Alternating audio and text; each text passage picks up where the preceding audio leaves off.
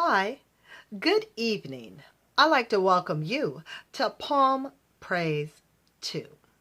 I do thank you for tuning in, and peace and blessings be upon you and your family this evening. Now we are going to get right back into For Women Only. We are now in chapter 2.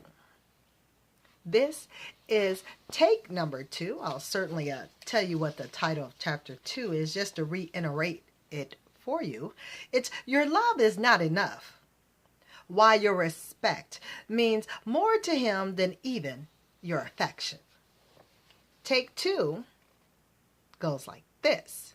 So without further ado, let's go ahead and get into take 2 on Poem Praise 2, which is entitled, It's Not Real Unless You Show It. And it goes like this. You wouldn't believe the number of men who told me that they know deep down that their mate respects and values them, but that she doesn't necessarily show it. My own husband put it this way. Deep down, I don't really doubt that you respect me. I'm frustrated sometimes that you don't know how to respect me, that you don't know what is affirming to me as a man. Feeling respect for our husbands but not overly showing it is the same as they're feeling love for us but not showing it. It's like that awful joke. Why do I have to tell my wife I love her? I told her that when we got married. Just as a wife wouldn't feel dreadful if her husband never demonstrated his love, a husband feels dreadful if a wife never demonstrates her respect. It's not a negotiable. I think that should read, it's non-negotiable. Okay, keep it moving. The way a man needs to feel your respect is quite different from the way you need to feel love.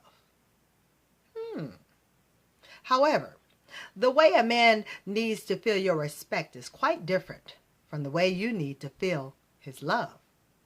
Most women appreciate it when a husband says, I love you. But as I discovered pretty quickly, it just doesn't do it for a guy to hear his wife say, cool, excuse me, oh honey, I respect you so much. He does need to hear, honey, I'm so proud of you, and I trust you.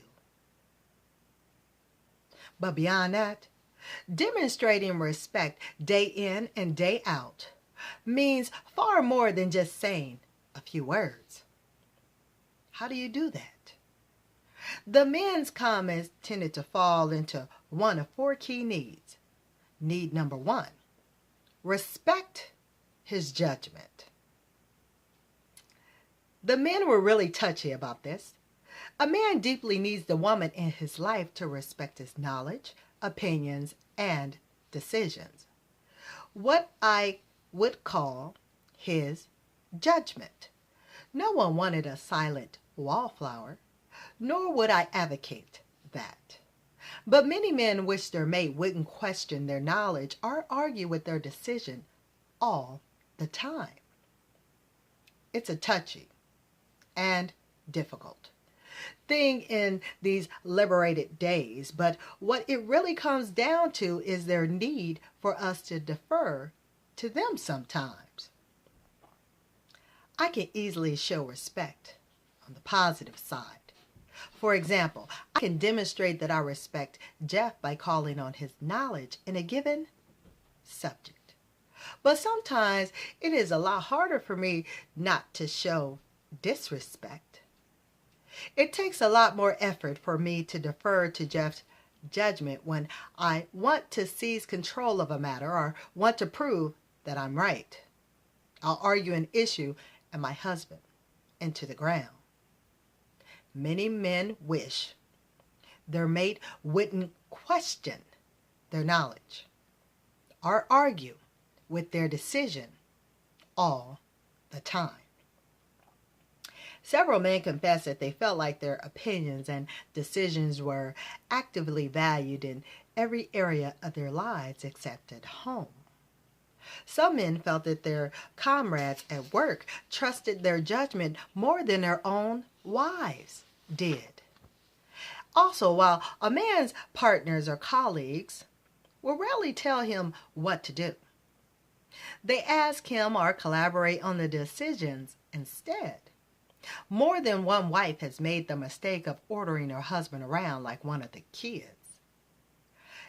Early in my marriage, sad to say, I unconsciously made that mistake far too many times. Jeff finally told me how stupid it made him feel. And hearing that was enough to shake me out of my habit. On the surveys, many men said the one thing they wished they could tell their wives was to show more trust in my decision-making abilities, which is code for, among other things, I'm not stupid. Need number 2, respect his abilities. Another strong theme that emerged was that men want every need. Let me repeat that. Another strong theme that emerged was that men want, even need, to figure things out for themselves. And if they can, they feel like they have conquered something and are affirmed as men. For some reason, spending hours figuring out how to put together the new DVD player is fun. Problem is, we want to help them. And guess how they interpret that? You got it. Distrust. It's a wonder any relationships work, and that the human race didn't die out millennia ago. And of course, our attention is not all benign. Sometimes we truly don't have confidence that our man can figure out something out on his own. On a survey, one man wished he could tell his wife, "Trust in my judgment on everyday items. Have confidence in my general abilities of learning, application, fixing, rebuilding, repairing, etc. Without having to do it your way because you know it and think I don't." Problem is, we want to help them. And guess how they interpret that? You got it. Distrust. Honey, will you please just ask?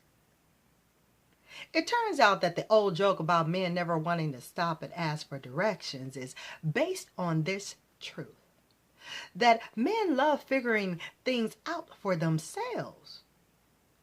If they can find their way through the hazards of the concrete jungle with only a tattered mat and their wits, they feel like they conquered something. They feel affirmed, excited, encouraged, alive.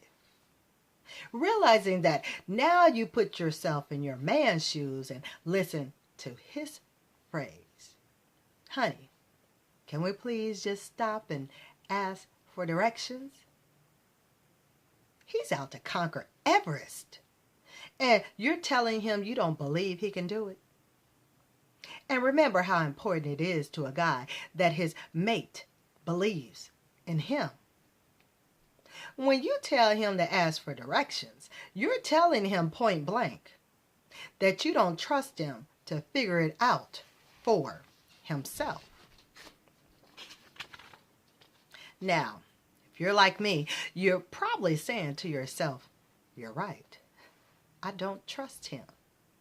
How on earth could he know how to find the highway entrance in this maze of streets? Well, there you have it, don't you?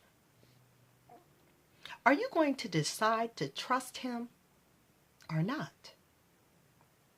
This particular will trust him question is just a metaphor for all the little trust choices we make.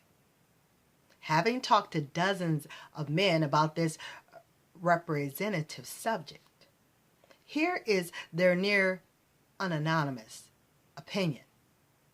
Let him do it. As several men said, I'm not an idiot, okay? If I didn't think I could find what I was looking for, why would I be trying? Another said, you're right. I may have no idea where I'm going, but it's fun. It's a challenge to try to find my own way. And I'm not stupid. I've got a clock on the dashboard. I know whether we're going to be late or not. The little things equal one big Q. We don't realize that the act of forcing ourselves to trust our men in these little things means so much to them. But it does. It's not a big deal to us. So we don't get that it's a big deal to them. We don't get that our responses to these little choices to trust or not trust, or at least act like we do, are interpreted as signs of our overall trust and respect for them as men. A man might think of it like this. If she doesn't trust me in something small, as finding my way along a road, why would she trust me in something important, like being a good breadwinner or a good father? If she doesn't respect me in this small thing, she probably doesn't really respect me at all.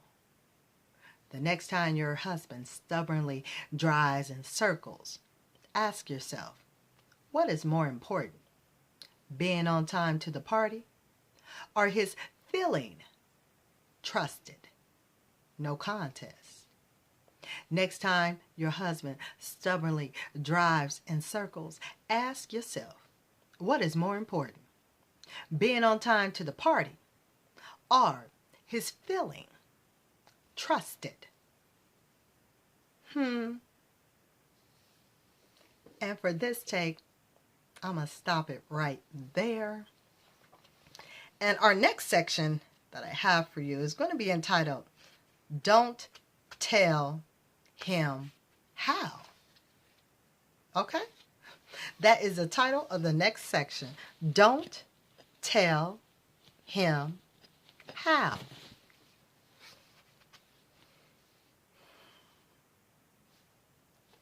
And I want you and your family to be blessed.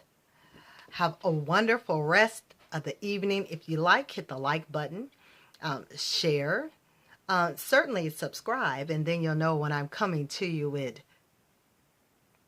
Don't Tell Him How. Certainly know when I come through with that one, because that's the next section we're going to go into. I was just double checking, make sure I told y'all that right. But I'll holler at you soon, and until next time. All right. Later, y'all.